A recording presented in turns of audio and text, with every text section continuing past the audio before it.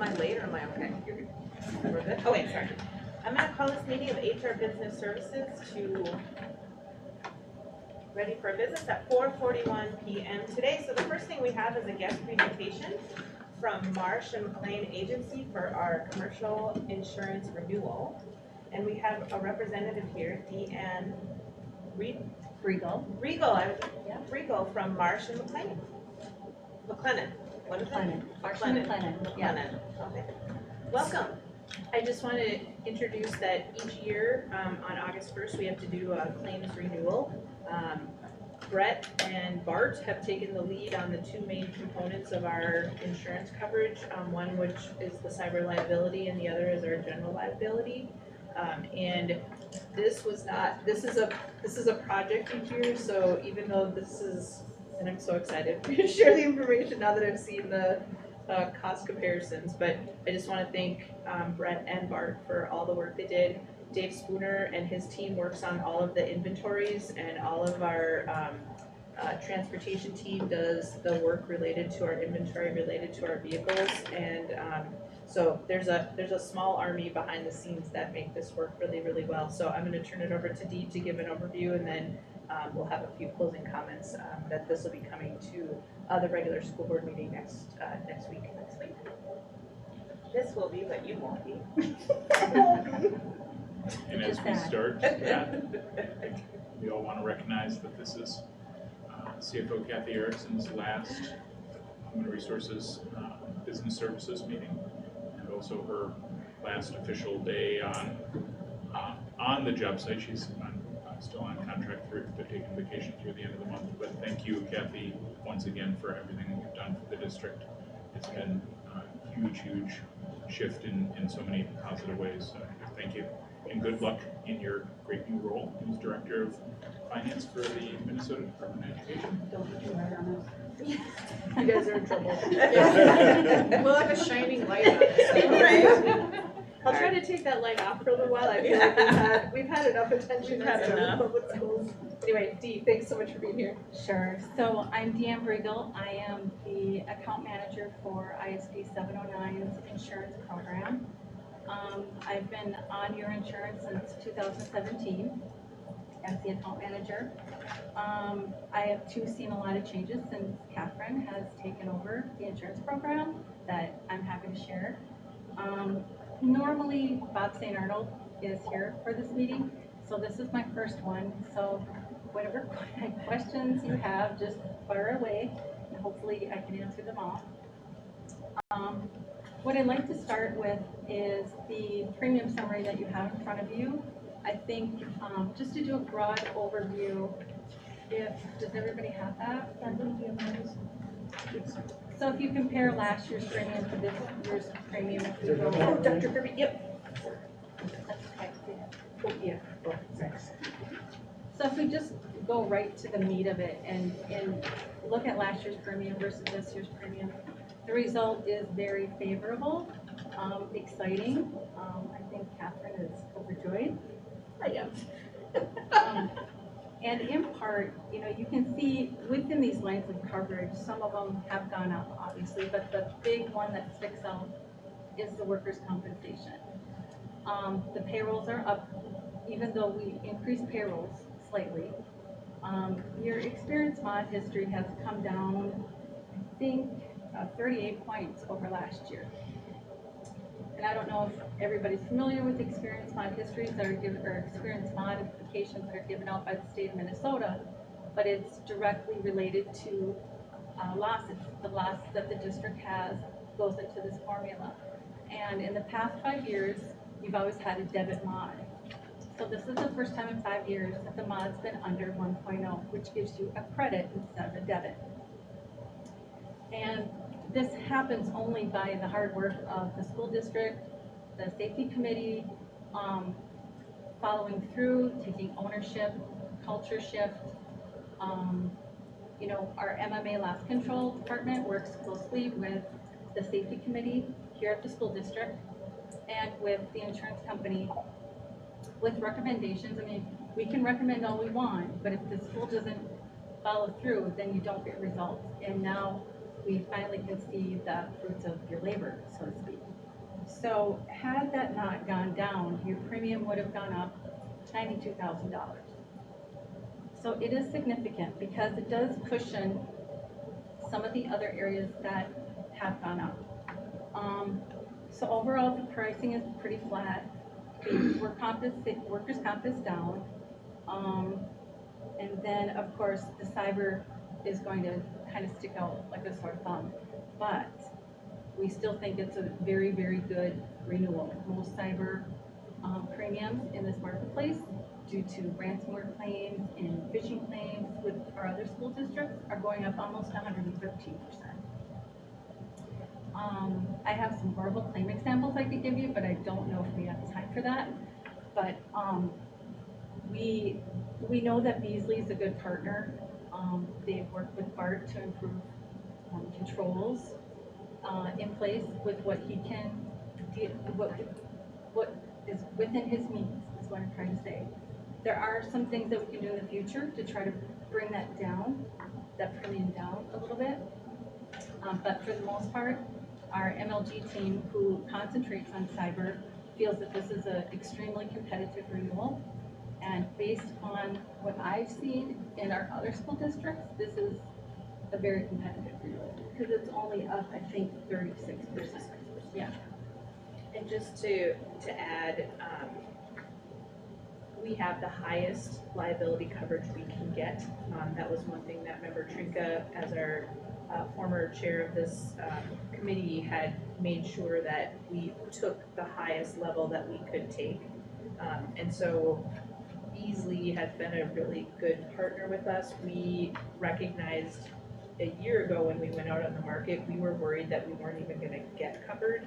And the fact that Beasley hung in there with us and then sees that, you know, we're a good partner and we're trying to do our best. And this goes, like Dee said, a long way towards Bart and his team committing to a lot of the safeguards that we need to do in our system. And I know some people can get frustrated by limited accessibility and maybe not getting onto every website that we want to get on or do those type of things, but that is what pays off. And I'm remembering a year ago at this time when we had to send out the 2-step authentication letters to everybody to tell people that they were going to have to do that, and it felt like the least popular person in the district. But to get everybody on board with that, and to, you know, all of us are carrying around our little key code or getting that went a long way to make sure we could get a good rate. And so we really appreciate all the work that Bart did, and really Marsh going out and fighting for us, because they went out to try to really find competitive bids on our behalf. Yes, thank you. So with that said, there's still some room for improvement, but we'll continue to work with Bart and just do whatever we can to make sure that the next renewal that Beasley will offer. We don't see the market softening up that much in 2022, but hopefully in 2023, when everybody has gone on board with their cybersecurity claims, maybe start coming down, and the cyber market won't be so on high alert. Right now, it's a hot product to have. Matter of fact, if you haven't had it in the past, insurance companies will even let you buy it now. So it's a good renewal, and we're pretty pleased with it. Any questions on that? Ever? I have one. What's terrorism? We always reject terrorism, yes. These are just. Yes. So this was an interesting component. There was a premium attached that this was maybe 2 or 3 years ago, maybe the first year I got here, and we worked with Bob St. Arnold. It's an insurance that is super specific to an actual act of terrorism that has to lend itself to specific situations, in which, once we did an analysis, where we live and where we are in Duluth, we would never get covered for the terrorism insurance, because we're not on an international water, we're not on, there were specific things that we went under the assessment of, and we checked with the underwriter and others, and they said we didn't need it. We'd never be able to file a claim under it, so we shouldn't pay for it. We've never paid a claim under terrorism in my 36 years of doing insurance. And there's a price tag for that. I mean, I think it was like $12,000 or something like that for coverage that probably, most likely, never, ever will happen. So with that, I can start going through the lines of coverage if you like, or just highlighting the ones that, you know, I think need some explanation. The property specifically, you can see an increase in the property was like 18%. 14% of that is actual increased value due to construction costs. So inflation factor on construction has gone up significantly in 2020 due to pandemic reasons, shortages, trucking shortages,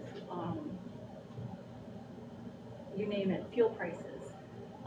So that contributes to that cost per square foot. So I worked with Dave Spooner to increase those values to where they should be, where Liberty felt comfortable.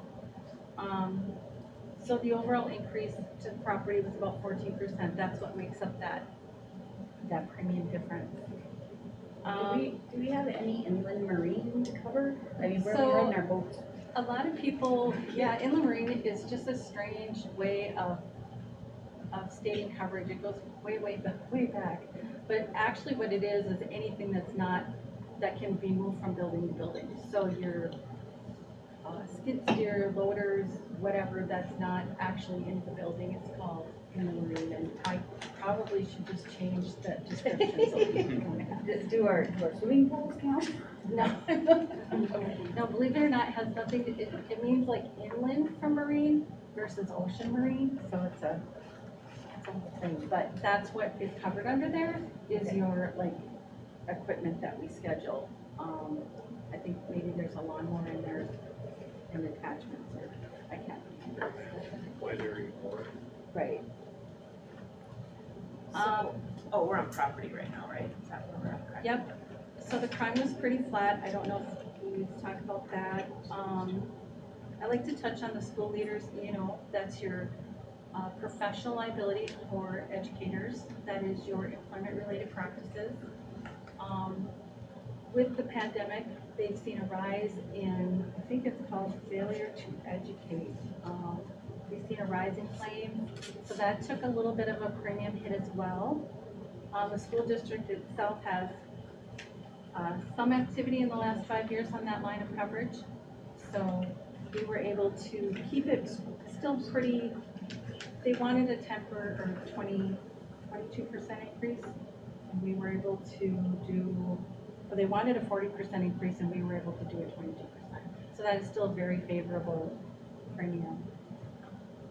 And could you repeat that, failure to do what cause an increase? It's called failure to educate allegations, and wrongful terminations are, as an industry, as a public school industry, are like on the rise.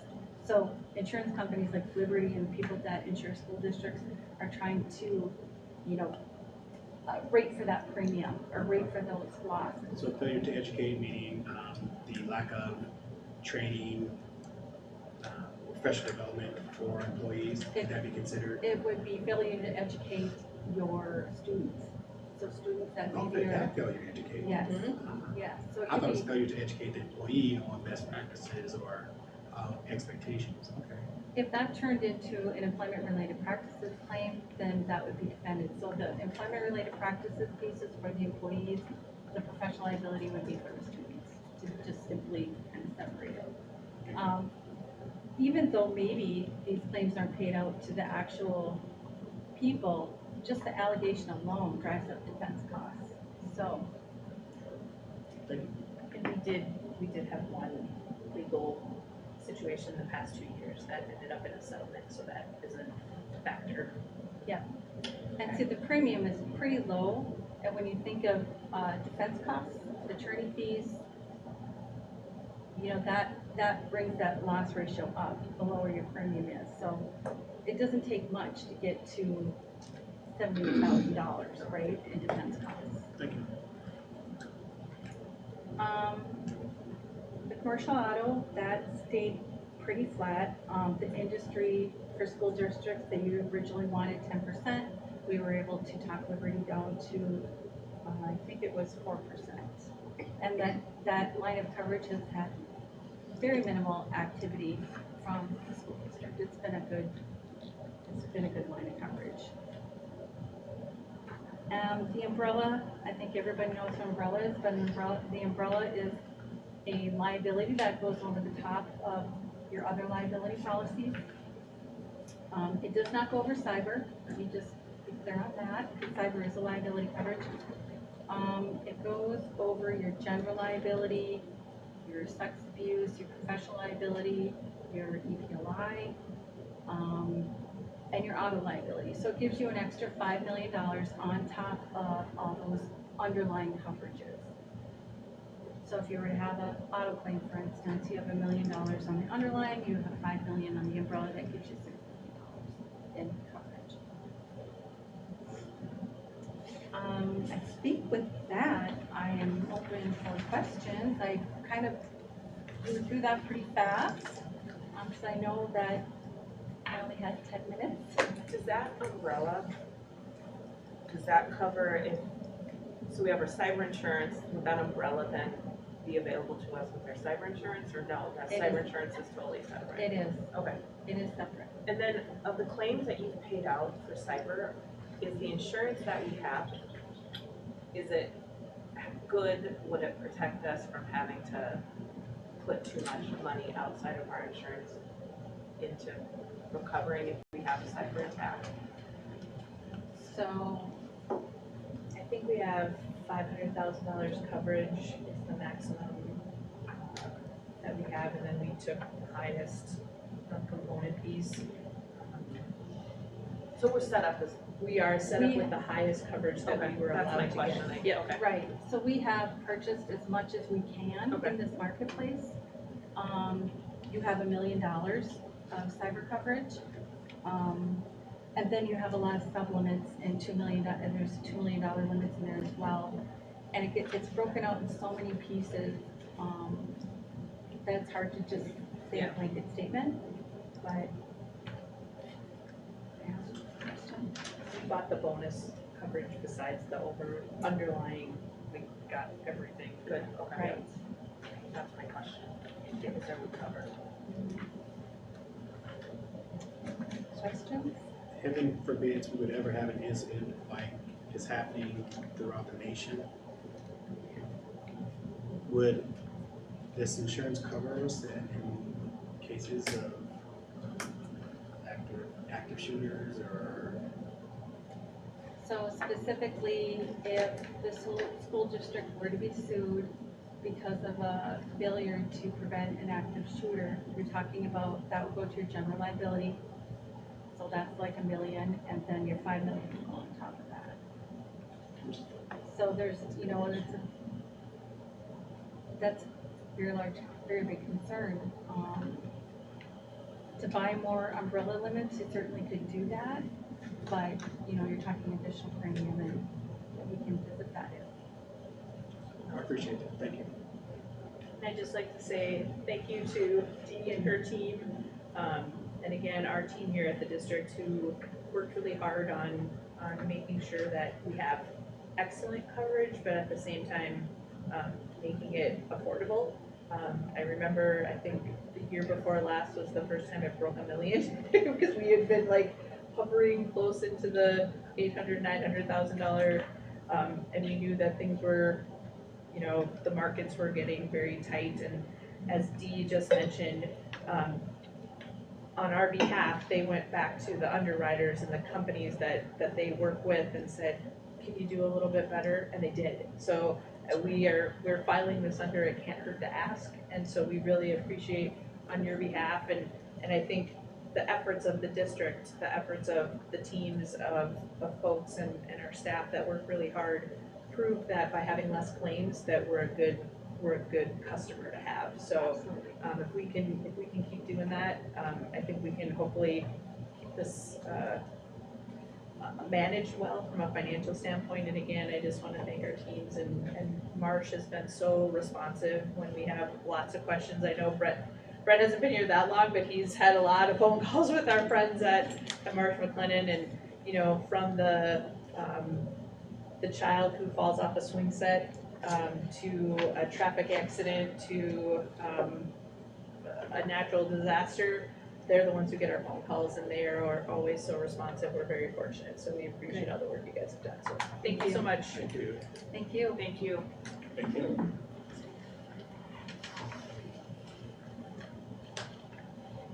All right, I think we can move on next to our departmental report, so let's start out with human resources. Yeah, so not as much activity as far as hires and people leaving in June, which is not surprising because a lot of that happens ahead of time. But there's lots of activity with posting jobs, and as you can see in the report, to date, we have posted 193 certified positions for the next school year. So there's a lot of internal movement that happens, which opens another window for posting. In addition, we've also posted 95 paraprofessional positions for the next school year. So lots. In addition to the pairs that are coming from last year to this year, an additional 95 Yes. positions. And so a lot of times what'll happen is there'll be internal movement, so it'll open other opportunities. So a lot of that's internal, but a lot of it isn't. So lots going on there. We've had some staffing changes. I think last month I had reported that we had a new HR assistant, and fortunately she was here for a couple of weeks and decided to move on to some other opportunity. So we are going to be filling that position shortly. But we did hire Amber Petrusa, who is our new person who sits at the front desk, HR assistant. She comes to us with lots of great experience and has been just a great addition. And she's also a head track coach for Denver. So she has some school activity already that she's been doing for many years. And then our benefits coordinator, Shanna Vessel, who has worked here for almost 7 years, is moving on. She took a position with Amazon. That gives her the ability to travel with her husbands, because she can work wherever she, not husbands. Because she can work wherever she would like to. So we're sad to lose her, but really excited for the opportunity that she has. So we'll be posting for that probably by the end of this week to get that position filled. She's leaving us. Her last day in the office will be the end of next week.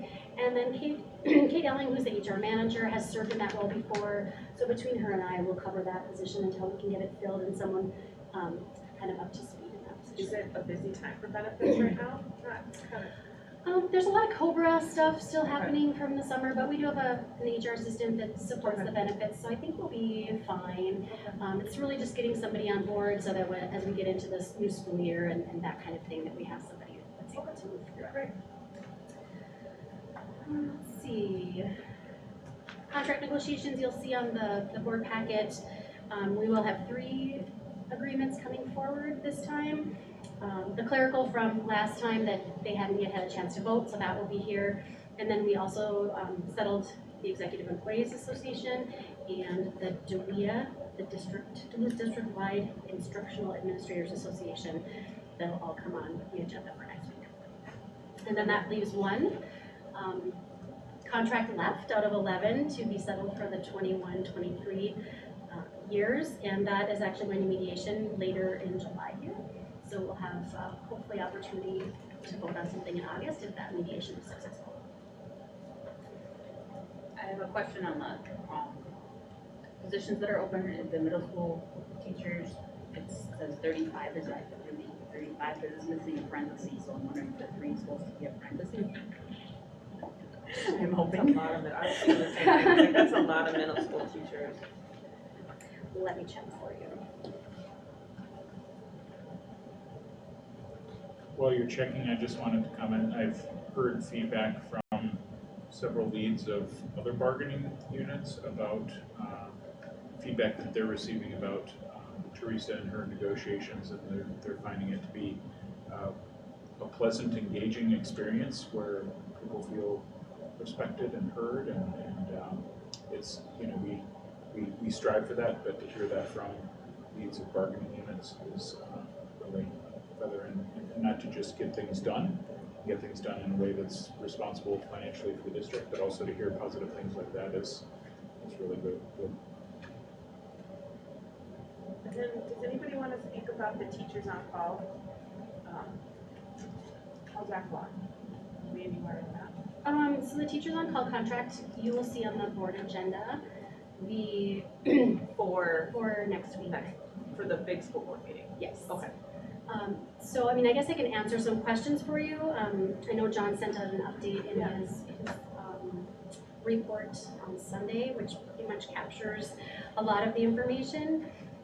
You know, we think it's going to be a change, there's no question about it, but we feel that it'll be a great opportunity for us to have positions filled and not have that stress like we've had in the last couple of years of the administrators trying to get staff, the staff working extra, working overloads, working through their break periods to try to make sure that the kids have what they need.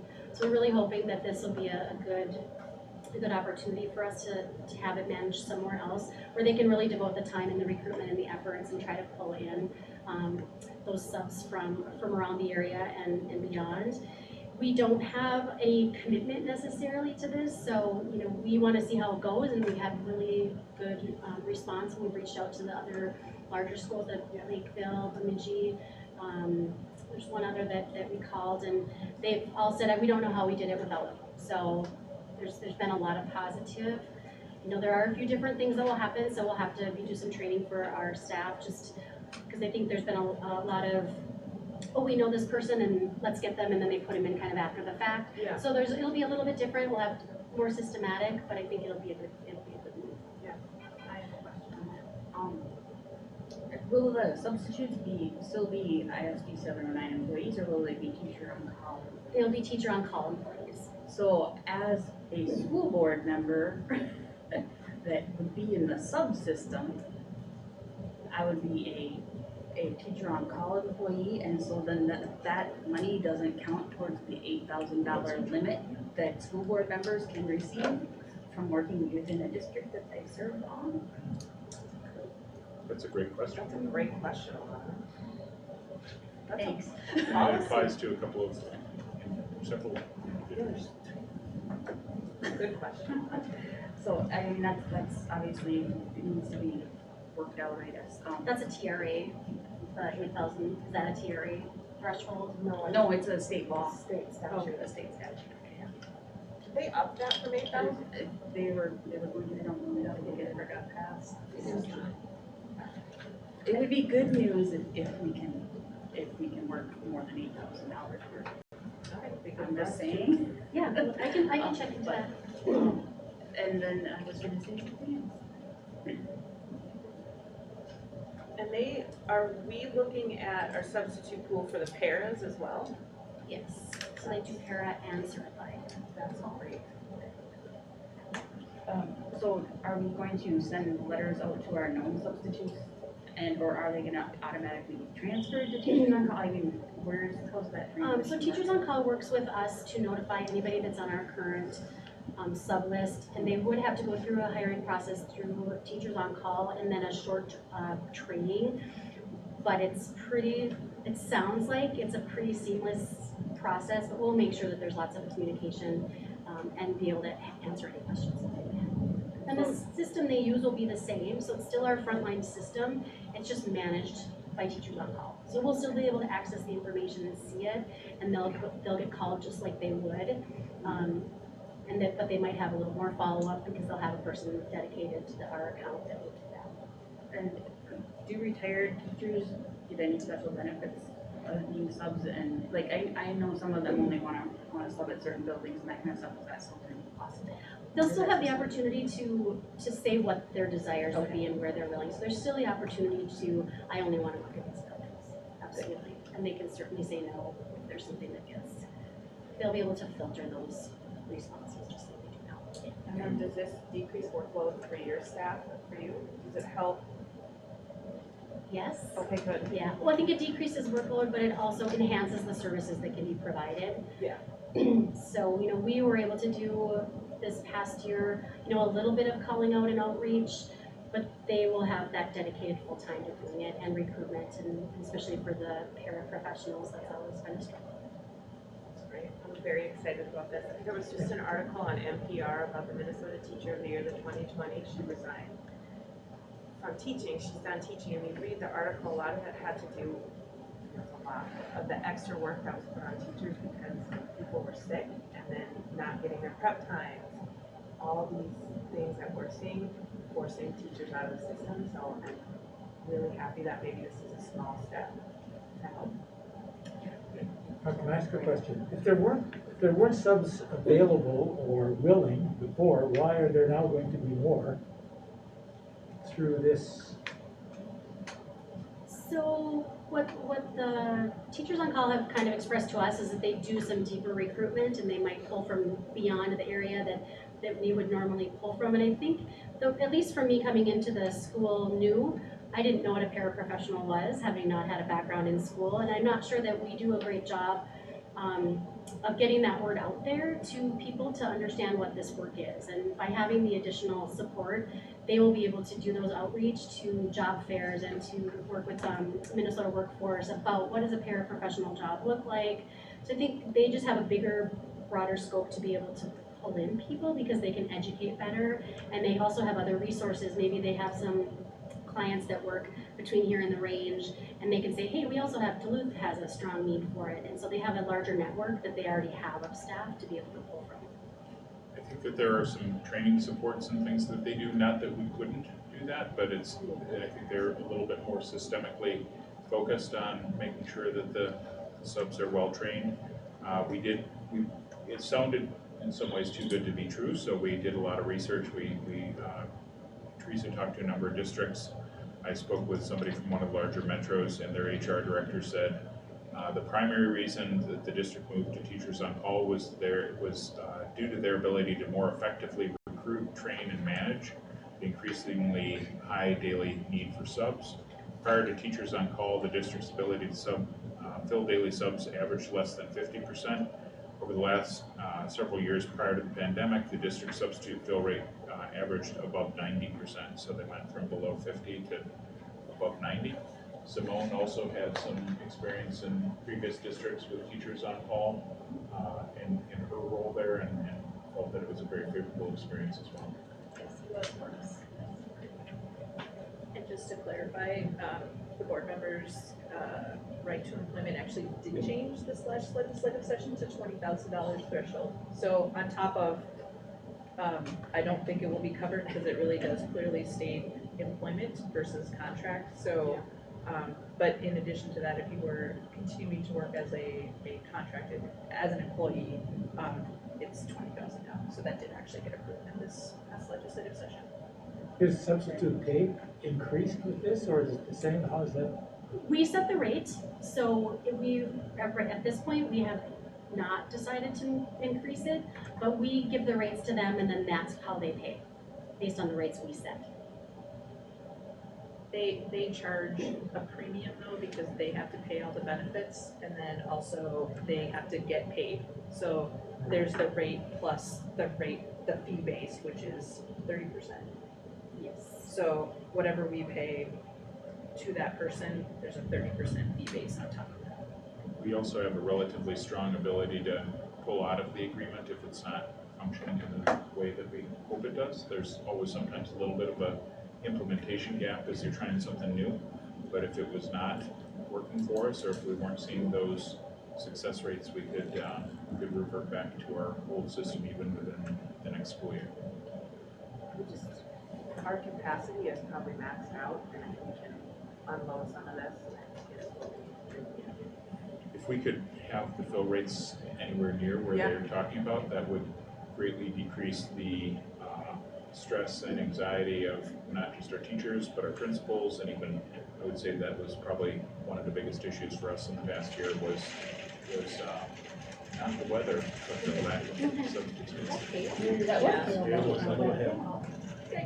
On average, just, Good thing we have that insurance.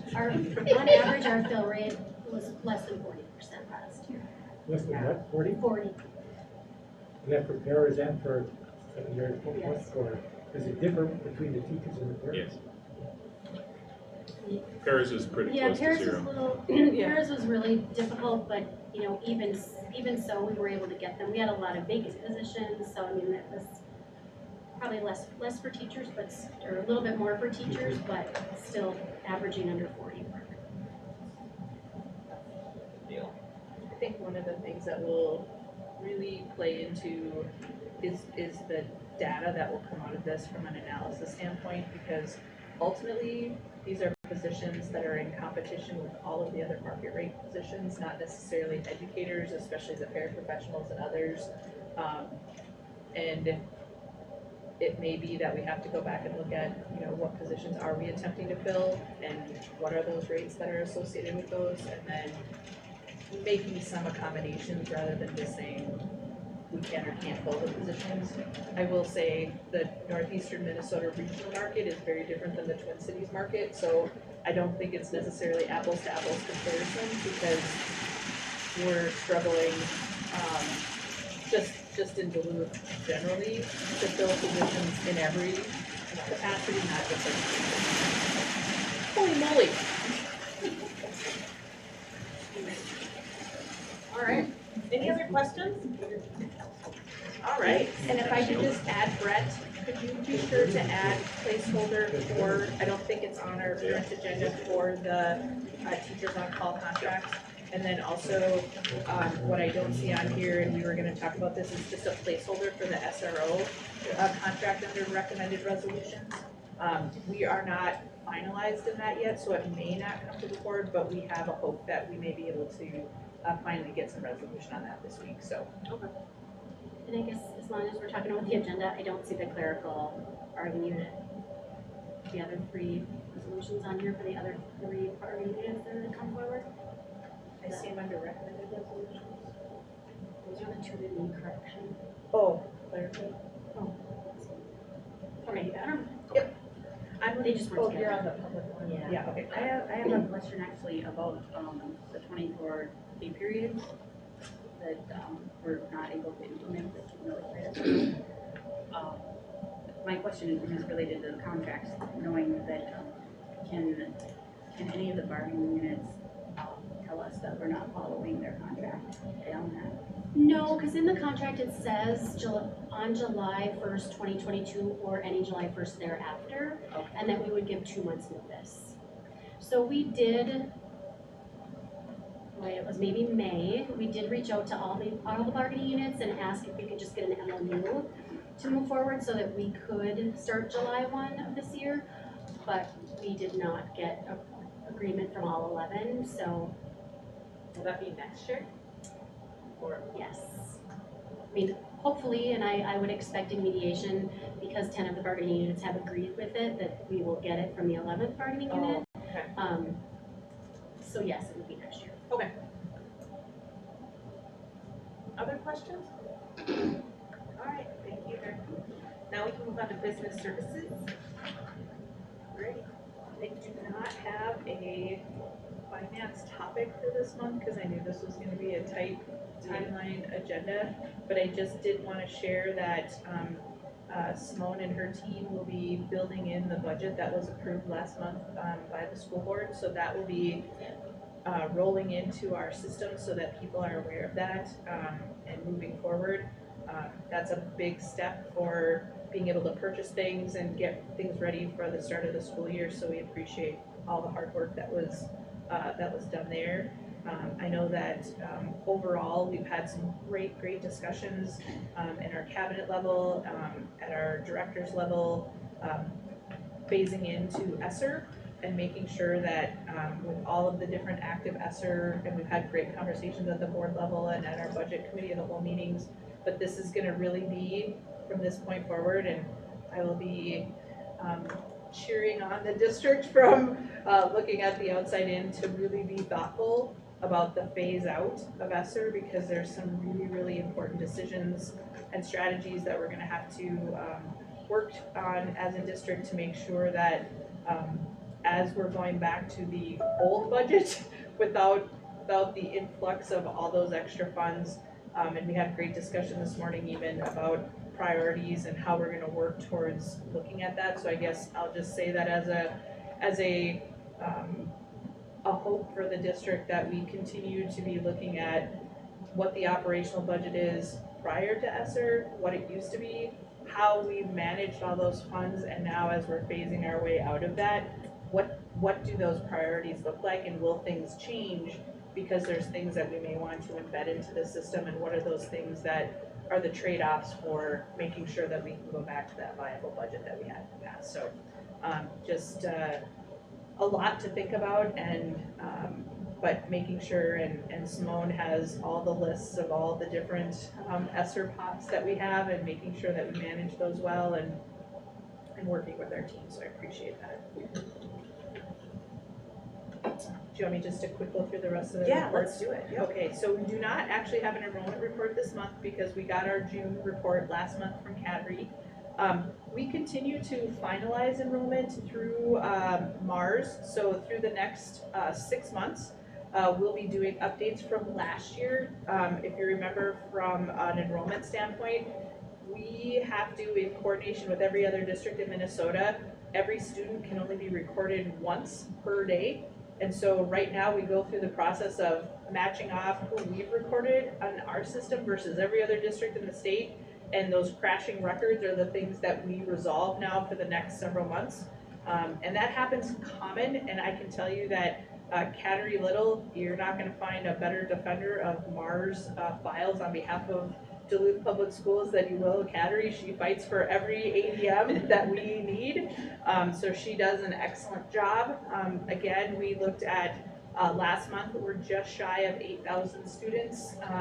If you recall, we were at about 7,800 or a little less than 7,900 last year. So we did see some re-enrollments for the year. But again, we'll see that final. And then also the summer school components that are before July 1 will be component pieces of our last year, or this current year's ADM as well. So CADRE will be providing an update in the fall regarding those. So just as a reminder that we'll be excited to hopefully see again some more enrollment this summer and fall into our schools coming into the fall. We have our monthly child nutrition report. Not a lot to report, just wanting to make sure that, again, folks recognize that we do have lots of openings for food service. So any recruitment for those teams and those positions are greatly appreciated. Just as a reminder, the free meals did end now, so we're back to charged meals for the fall, and so our different systems of running our food service in our schools will be different. One of the challenges we'll have is, in order to provide extra lines or things like a la carte, we will have to be staffing. So if we do not find additional food service staff in our schools, we may not be able to provide what we used to be able to provide pre-pandemic. So again, we're hoping to see that. And then also we are starting our summer meal program. We talked about that last month. So we continue to see 150 breakfasts and around 300 lunches at our sites so far. So that we're continuing to work hard on that. Have we started the communication? Sorry. Yep. Nope, good. Have we started the communication regarding that change, so we can make sure that families know how even more imperative now it is to fill out that form for She's on it. meals? The application for free and reduced lunch will be in the back to school packet, as well as the letter explaining how to apply. And then we are also working on, I'm working with Sheila on a video that we can post on all of our social media that explains how to not only apply online for free and reduced lunch, but also what filling out that form means for the schools. Thank you, Bill. I'm just gonna skip to the transportation report before Bart and Dave do their reports. Not really much more to report on transportation as we have as our monthly report for transportation, but just want you to know that we are providing some summer school transportation this summer. So Steve and his team are working hard to be accommodating for the programs that are going to be held this summer. So they will be continuing to work on that. We did have an OSHA inspection that we fixed there in the transportation building. And then we continue to be waiting on some. We ordered 2 school buses, but they're going to be delayed before they get here because of supply chain issues. So, but we're still in very good shape. These are replacing some older models, but they're still in very good shape. So we're not going to be short buses, but we were hoping to see those a little bit quicker. And then I'll defer to Dave Spooner for our facilities report. Sure, thank you, CFO Erickson. I understand we have a lot of items to go over tonight, so I'll be brief, hit the highlights.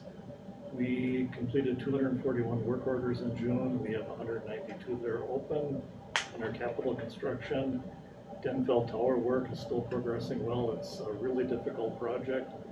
And just kind of an interesting side note, the 5 design professional firms that are working on this are underneath InSpec, which you may have heard of InSpec out of the Twin Cities.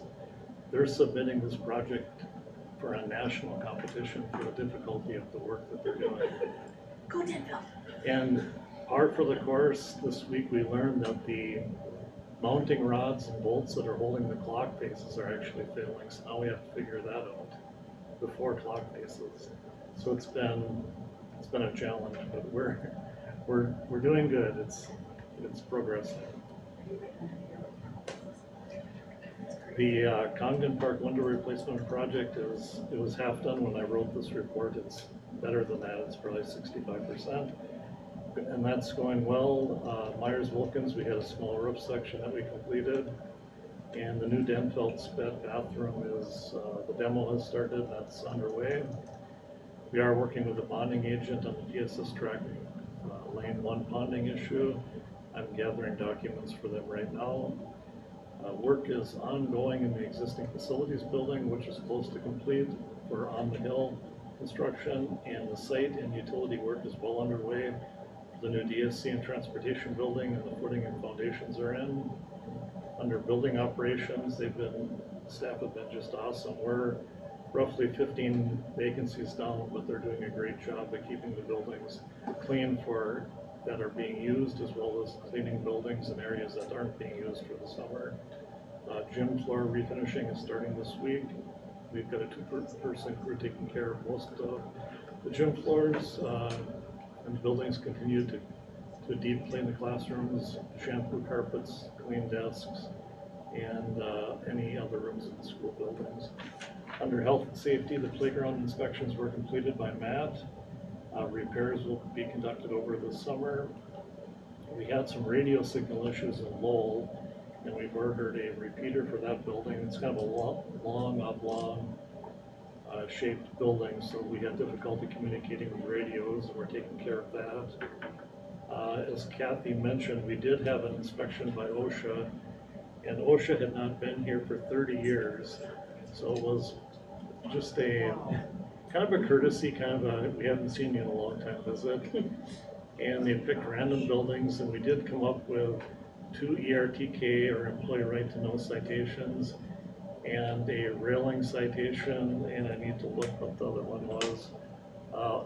A table saw that we had moved to Garfield from facilities was not put together yet and was missing a guard, and they cited us on it. Wasn't even being used, so we had 4 citations. Nothing major. The employee right to know citation was related to statute that changed a 1.5 years ago that, in essence, it said that an employee that works at Ordine East, they need to be specifically trained on chemicals in Ordine East. They can't be trained on district-wide chemicals. So it's kind of a strange one, but so that creates a lot of extra work for Matt. We've contracted with a company to evaluate chemicals in every building. We're going to create a document that the engineer in the office will have that talks about chemicals in every building separately, and employees will still have access to the large database we have that's district-wide. So They get in those chemistry labs and find some old I know, stuff. and every year we take chemicals out that we think we've got everything, and then the next year we'll find Yeah, something it's from like, oh my gosh, how does arsenic 10 years still ago. So that covers that, and Kathy talked about the mezzanine stairway railing. So we have a transportation building with a mezzanine level. That is fancy. It didn't look fancy. It's not fancy. That's what I was thinking, I was like, wow, that building had a mezzanine? And then the numbers on the last page are self-explanatory, and I can open it up for questions. But it was a real good month. Everybody's doing an awesome job. Any questions? I just want to commend all of the individual leaders of departments who are working during the transition as well. Dave, Simone, and Bart, and everybody else who isn't here, Steve, and Sheila, and Kathy, and others. I just, everybody is stepping up, wanting to make sure that while we're waiting to fill Kathy's big shoes, that things are working. So thank you, Dave. Oh, thank you. Thank you for coming to that school board meeting last month and explaining. I really appreciate that. Well, you're very welcome. It's kind of fun to explain something that nobody knows. Yeah. Exactly. Bart, are you ready? I am. So my big question is about the cyber insurance. So whenever I get fussy about never being able to find the teacher emails, does that bring our insurance down? Because I can never. Because you never find them? Yeah. That brings, you can't get a hold of them, so. Does that help, Bart? I don't know. They wouldn't tell me what questions would actually lower our cost. They just kept on asking me questions. Thank you, Bart. I have my June report. I didn't have one this month, but the June report from the 1st through the 28th, because we needed it turned in before then. For cybersecurity, we start there with the Gmails. 7,820 emails, messages received, delivered. We had more rejected as spam. That went up. Phishing was up. Spoofing went down a little bit. 0 emails were identified as malware. That's one of the big concerns with cybersecurity is malware. That infects a lot of desktops, laptops in this district. Our accounts are down, and that's because we disabled all the students under 13, their accounts, because they don't have parental consent for those accounts. Our storage went up a little bit. File sharing is up a little bit.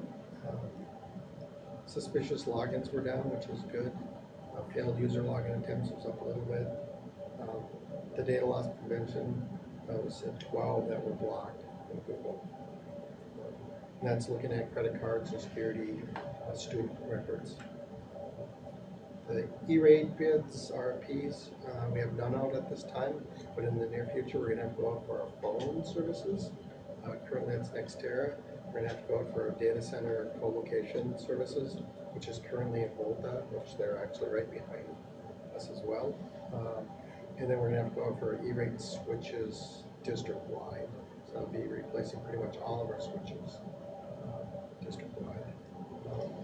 Technology tickets, I put those, listed those. I was able to put the percent along with those. The new tickets that came in were down, starting with the break, summer break. Tickets resolved actually went down because our guys are working out in the schools, setting up computers and systems. Remaining tickets is down, total number. We have still a lot of Chromebook repairs. 306 tickets still sitting there. The response time was down, and the average resolution time was also down. Projects we have going on right now, I know they're working at East High School. I think they putting in the Fab Lab computers and the graphic cards. We had ordered those probably 3 months ago, so we had them, but we didn't have a good time to put them in because we were doing the smartphones at that time. And then we also have some just normal desktops that we're putting in across the district. We ran into a problem with the video card and the new smart boards. The new Dell model that we had purchased wasn't compatible with the new smart boards. The new Dell that we purchased? The new Dell early 90s. So Dell, we're working with the Dell engineers, and they're looking at potentially replacing them all with a newer model or coming up with a different adapter for them at their cost. Because they realized there was a design issue. Let's see. So we're imaging all of our Windows 10's desktop system and laptop system across the district to meet our cyber insurance. That was one of the requirements, having no unsupported software or devices on our network. So we're probably going to have to get rid of 50 printers across the district that are not supported anymore, so they can't be on the district network. And we have to get rid of the old software, we have to image all the computers so it's all gone. So any of the old Adobe, yeah, will be CS5 at the middle schools and high schools, that all has to go away, or get updated, meet their cyber insurance. So, And when is that, as of when does that have to happen, those changes? they all have to be done by August 1st. That's when our cyber insurance is, that's when it starts, so they give us time to do that. So we already said, yeah, we're working on it right now to take care of it. And the sites are where, I'm sorry, If you didn't know your middle of your question. our sites are where? They're aware of the Adobe stuff, and like the small Adobe that we have for department leaders and buildings. Actually, we're buying upgrades for that to take care of that, the Adobe Creative Suite. But the CTE programs are aware of the CS5 stuff. We've already shared that with them. Thank you. Thank you, And Mark. that was gonna be my question is, are teachers gonna be surprised once they come back in 2 days to figure out that their software isn't there anymore and that sort of thing? We've been working with the DI and Sally and Mike and letting them know this is all the software that's gonna go. So I don't know how much of that was shared out. I know we have some old like CD-based testing software that we can't actually use or install, which they may have used that in the past. But that was shared with that team before. I would highly recommend that a list of all the new software be emailed to the teachers as soon as it's done, so that they're aware. If Well- nothing's more frustrating as a teacher, I can imagine, than showing up and having your whole curriculum planned out around something that's not there anymore. So I'll check with Mike and Sally to see if they relay that message out. And if it's not, for us, we'll have to say, here's the software that we can support. This is the software we have. That's all we have. Well, So, however, whatever really needs to Yep. happen. okay. I'm just all trying to think of it from the teacher's perspective. Yep. Okay. Last Any question other for me, questions? are there any additional opportunities with E-rate that we need to explore as we, because I'm looking at it, says none at this time. That brings up a second question, and I say, what? Like it says the June report, so do you do E-rate just once a month, or are you saying this year we're not pursuing E-rate? I'm trying to, We are going out for those switches. okay. That'll be roughly $2.2 million worth of equipment. So we'll probably get 50% of that back. So the district will have to pay $1.2 million, which is way beyond my budget. Yeah. But we're gonna end up doing that to get all those switches up, because that'll be part of our cybersecurity insurance for next year. It's like, hey, you don't have old devices, so. Yeah, I appreciate that. Yeah, I know E-rate, we have to have the 50% match. Yep. Yeah. So this year, we're gonna be purchasing all new access points, which I think the bid came in last year. And I think that is like $780,000. So we'll have to be moving forward with that. Actually, it'll be this month. We'll be purchasing it so we get in the queue. Because the manufacturer's saying that we may see it next summer. Thank you. Thank you, Bart. Do we know the return rate of all those Chromebooks we bought this year, what their condition is? Still working with the digital innovation teams on that, trying to get a number. I haven't gotten a firm number of how many are missing and how many, are damaged yet. So, We'll follow back up with that answer next month.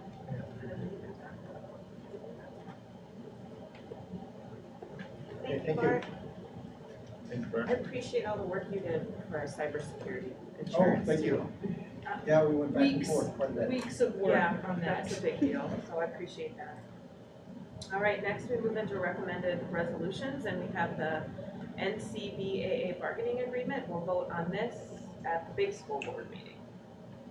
The first three are just date corrections. They were ones that were approved, but they had a wrong starting date. Oh. So we're just changing it from August 1st to July 1st. So we'll vote on those separately? Opposite. Oh, yeah, they were August and they need to be July. They're They were July and they need to be August. Or, no, you're right, August and they just, yeah. Yeah, okay. Okay, yeah. So yeah, these there's are no dates. other change, it's just the Okay. dates that were run on the resolution. The contracts themselves are no Yeah, change. we voted on it, correct? Yep. So that's for 3A, NCBAA union contract, and 3B, the director's union contract, Yes. correct? Okay. Next, we have acceptance of grants to the Duluth Public School, and we have one from the Northern Regional Implementation Project, PBIS, from Mr. Laurent, for $5,000, and this is to continue the PBIS work across the district. Correct, okay. Yay, Mr. Laurent. And then we have, what do we have next? Oh, then we have the placeholders for the EEA contract, the Dewey contract, and then that clerical union contract. And have these all been ratified, right? I'm still waiting on clerical, but they're voting on Friday. Friday. But the other two. All right, and then next we have 3G, which is resolution authorizing a development agreement with the city of Duluth regarding Central on the Hill property. So this was approved by the city council last night. With This is new member this is Anna Alsted. great news, folks. This has been a working document for several months, working with our legal team and the team from the city of Duluth, including the planning team and Chris Leach from DITA from the city of Duluth. This has been a very interesting process, and we really appreciate the collaboration and cooperation that we received from the city of Duluth and the team there.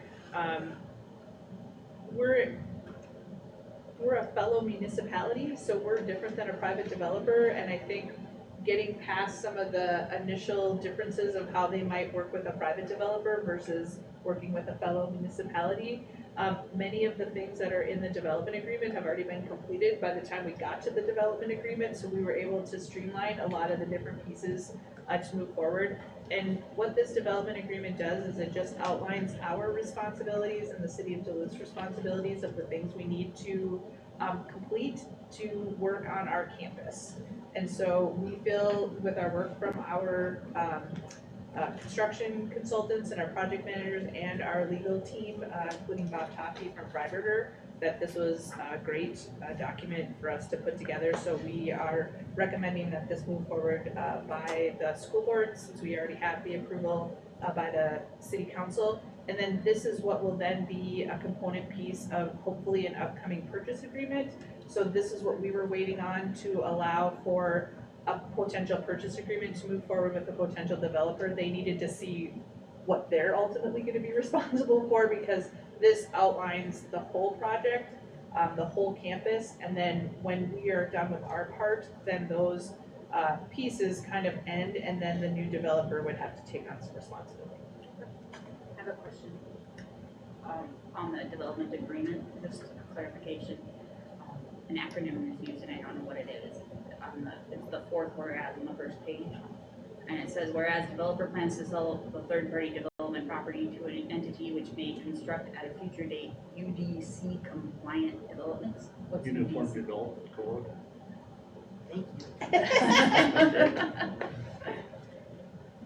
I scoured the document, it's nowhere in there besides that.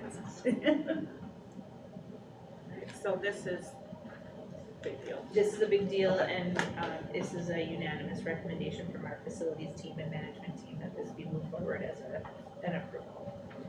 Perfect. Any questions on that? Right, and then next, I'm assuming Mr. Spooner, is this you, the FY 2024 long-term facilities maintenance 10-year plan? Sure, thank you, Member Dirk Eater. This probably looks very familiar to everybody.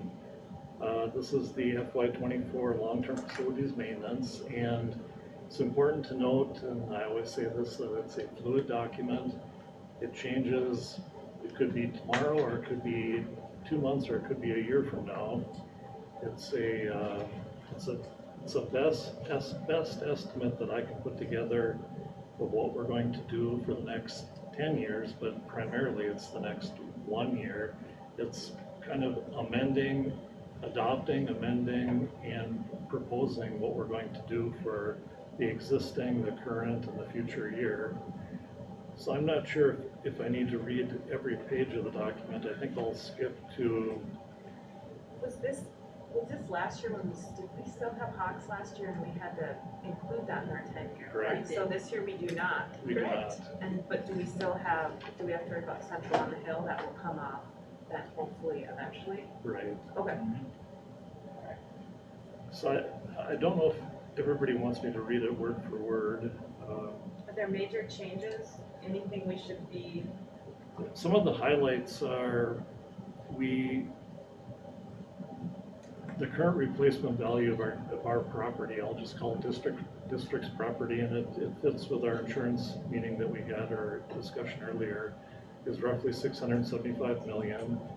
We expect our educational spaces and in our buildings to last the next 50 to 75 years. That's the goal that I keep to how we maintain and manage our property, that they're 50 to 75 year spaces. The current average age of our facilities is 33 years, which became younger when we dropped off Historic Old Central. That was pulling us down to 44 years. Generally accepted guidelines is that we should be spending $2 to $3 per square foot per year on our LTFM, and that's 3.4 to 5.25 million. And then there's some LTFM guidelines from MD, which I won't read. It's standard language, and then it gets into some specific documents that are pre-populated that we would need a magnifying glass to read. And then if we get back to where it starts, the projects, these aren't numeric, right? Long-term facilities maintenance 10-year plan, it's the budget year, actual FY22. We have identified the actual cost for FY22 projects, which contain district-wide employee salary, district-wide maintenance and repairs on the T&M basis, district-wide deferred interior painting, the beginning of the Congdon Park project, the Denville project, the Denville track, East High School roof, the Myers-Wilkins failed roof, the Ordine East door replacement from wood to aluminum, and then we amended FY23. So actual FY22, amended 23. We've got Holmcroft, Lakewood, Lowell, and Stove for unserviceable door, hardware, and electronic components. And those are components that have become end of life. They're non-serviceable. The rent plan happened for Stove 2008.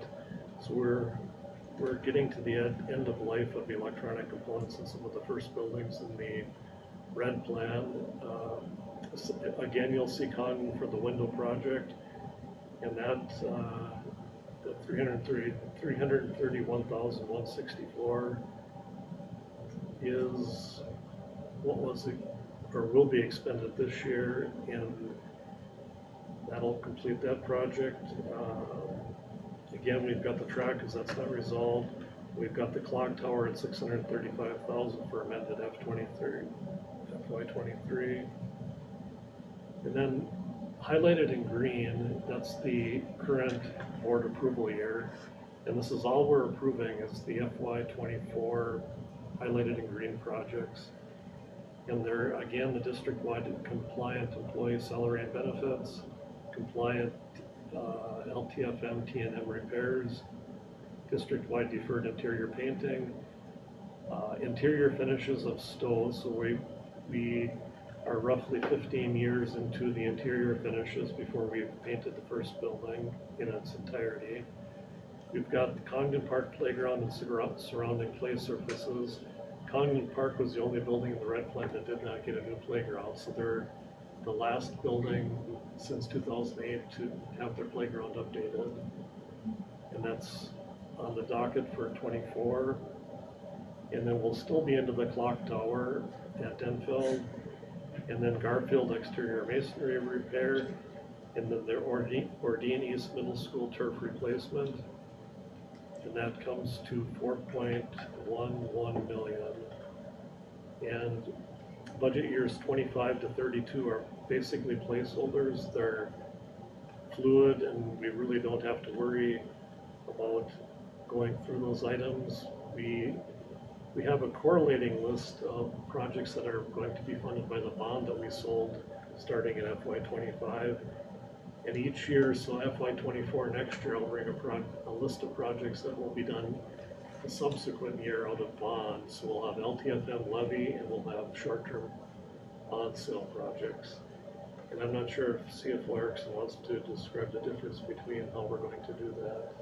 Yeah, so just as a reminder for folks, LTFM has a small aid component that actually runs through our debt service. We have to use all of the LTFM aid that we receive as a big 26 district into our debt service, so then everything else is leviable.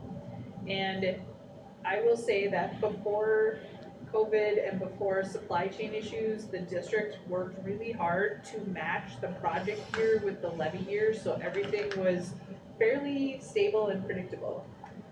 Starting in 2019, we started having projects that couldn't be completed in the year that they were in, or we had an unexpected project that we hadn't planned for that happened.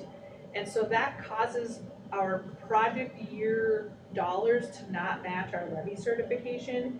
And so what's gonna happen on top of all of this is that we're gonna be utilizing the bonds, the $10 million worth of bonds that we sold back in November. Member Trinka helped our whole team recommend and move that forward at her last school board meeting that she was a part of. And so we have a set of dollars that are set aside that we're using our levy to pay off bond payments, and then we have those funds available so that due to more volatility, the facilities team and Dave Spooner can then utilize those funds more flexibly than it is when you have to wait 2 years to get the reimbursement for the project. The clock tower was a perfect example of something that is going to be probably up towards $1 million once everything is said and done, that we did not have out on our project. So that was an unexpected $1 million that we're now having to be a part of that. So as Dave works with his team and works with different construction vendors, we'll be working with Simone and working with the team to make sure that we're utilizing both what our standard levy needs to be, because we have some of those fixed costs, but then also managing our bond proceeds that are sitting in what is our construction fund.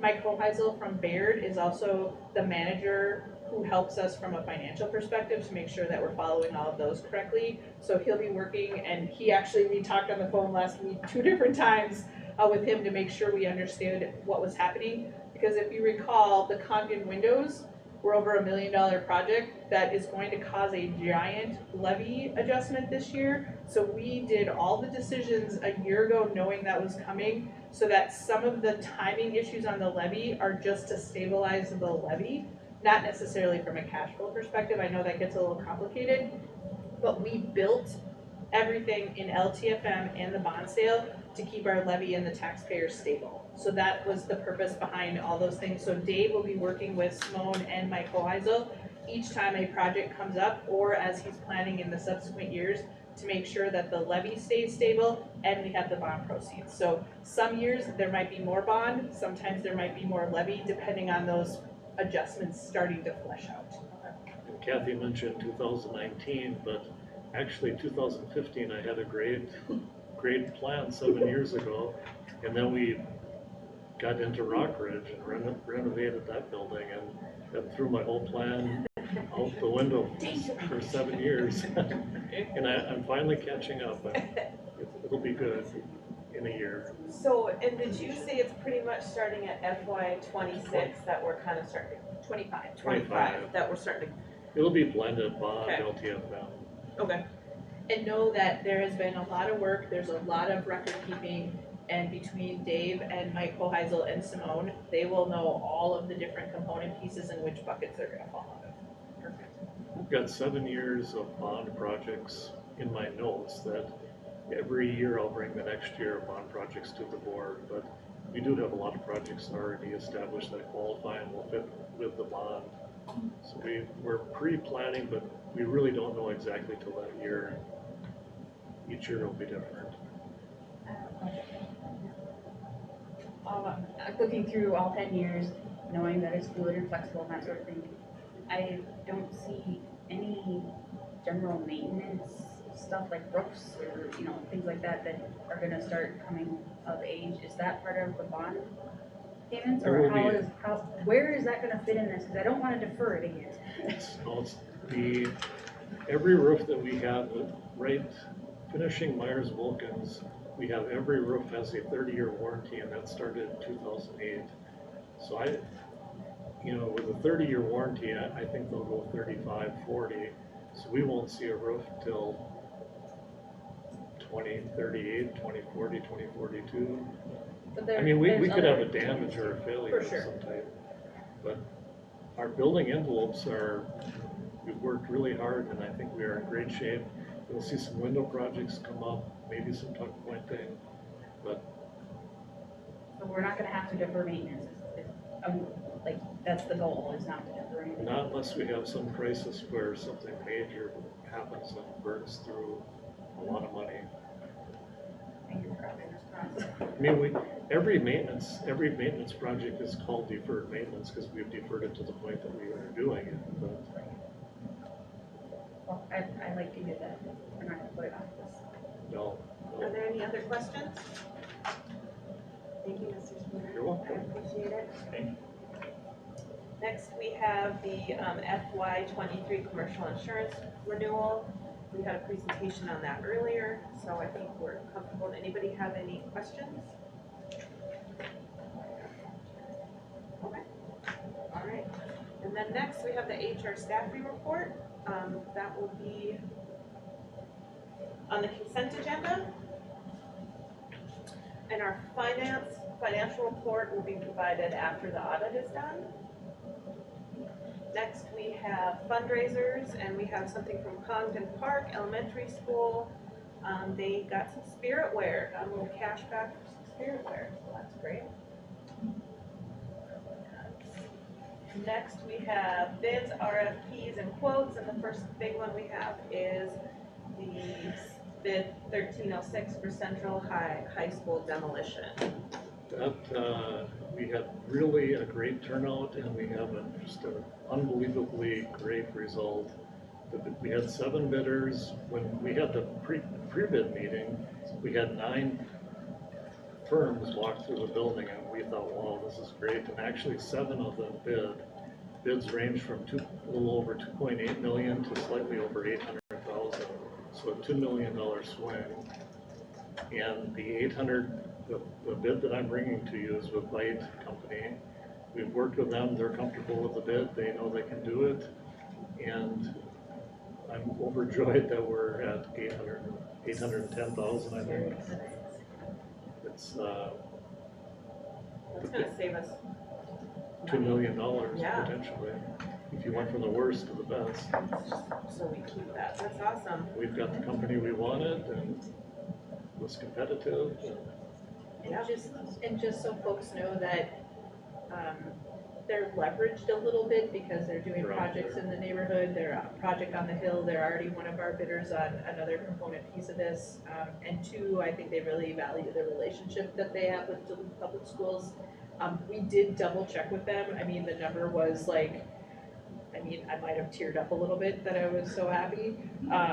But we did confirm with them because sometimes there are errors in bid calculations, and they were accepting of that bid. So we're just thrilled, and after having a higher than expected asbestos abatement bid, this keeps us right back to where we had hoped we would be within a few $100,000. So I know I had sent an email to Superintendent Vegas. He could probably sense the giddiness in my words in my email. That we were so excited with the result of this bid, and so happy to bring it forward to the board, because this has been a labor of love of this project. And when we knew that there was going to be some unexpected demolition costs, we were working our way towards making sure we could still be sustainable, not knowing what this bid was going to come out at, and it kind of fell into place. So we're really grateful to Vite and to our team who worked really hard on that. That's great. Okay, we have no contracts, change orders, or leases. We'll move on to number 5, miscellaneous information. The first one, summary of harassment complaints. That's a placeholder. Will we see something at the school board meeting? You will, yes. Okay, all right. And then we have district property updates that you can read, that is attached on board book. Next, we have expenditure contracts. We have quite a few expenditure contracts. One question on the properties, please. Mr. Spinner, when are they putting up the board slab or banner that was supposed to happen this week or next week possibly? The precast, I believe they're going to start standing in 2 weeks. I think it's starting to arrive next Monday. So that'll be The an interesting DSA thing. and- building? Yeah, oh yeah, that's maybe awesome. we can either invite the board up or take some video or pictures or Yeah. something. Yeah, that's awesome. I'm thinking in a month might be a good time to take pictures or take a tour. Exciting. Sorry to get interrupted. No, thank you, because that is so exciting. Then we have our expenditure contracts. The majority of those expenditure contracts are renewals of time and material contracts that are either the second of a 3-year or a 3 of a 3-year. So these are things that you would have seen each year about this time. There are some additional renewals outside of our T&M, but that's why you're seeing the majority of these on this contract, on this month. Okay. And then no cost contracts, we have none. Revenue contracts, we have right here with Life Touch and Justin for yearbooks, right? And student pictures. Yay, I love those student pictures. Next, we have. I just wanted to bring up just one, the Permar Security Services, that is for the site, right? Up on the, we're providing some additional security systems up there, that's not a renewal. I'm not sure if that one's in here. Is that the 48,000? The 45,000 is the annual. Okay, we should, I wanna make sure. 16,500 is your signing authority, and that's a contract that'll be next month. Okay, I just wanna make sure we get that so that that's approved, that people know we're putting some additional security cameras and the system up on Central on the Hill as that project goes forward. 16,500, and it's 4 infrared cameras that can differentiate between an animal or a person that's doing vandalism. It'll has an audio message saying you're on videotape, the police are being called. It's reviewed by Permar, they call the police if needed. And that was, where was that, Kathy? Was that expenditure contracts? But if we can get it on, Brett, we'll put that under expenditure contracts. It could come next month, but if we have it, let's get it on as an add-on to this month. And then we have revenue contracts, like I said, from Life Touch and Justin. And then grant applications from Northland for $4,000 for ECFE. And that's everything, isn't it? Sorry, this is my longest meeting probably, huh? We had some important stuff. We did have. We wanted to stuff. extend your last day. Thank you guys. Yes, and before we go, thank you so much, CFO Erickson. Thank you. What are the greatest hits you've had? Your greatest hits are helping sell Hawks, taking our reserve fund from about $500,000 to $2 million. 3.9 million. 3.9 million, that's right, and then restructuring a bunch of bonds. So legislation, and let's hope before you're officially done that we have a contract for. I think we're going to. The day I'm gonna do my very best. The day we sold Hawks, we erased about 60 million in debt. Seriously. Thank you both. All on your shoulders, now. Thank you, Thanks. everybody. Thank you. No pressure. No pressure. Thank you, Kathy. Thank you. I know we'll have a couple minutes, but there's cake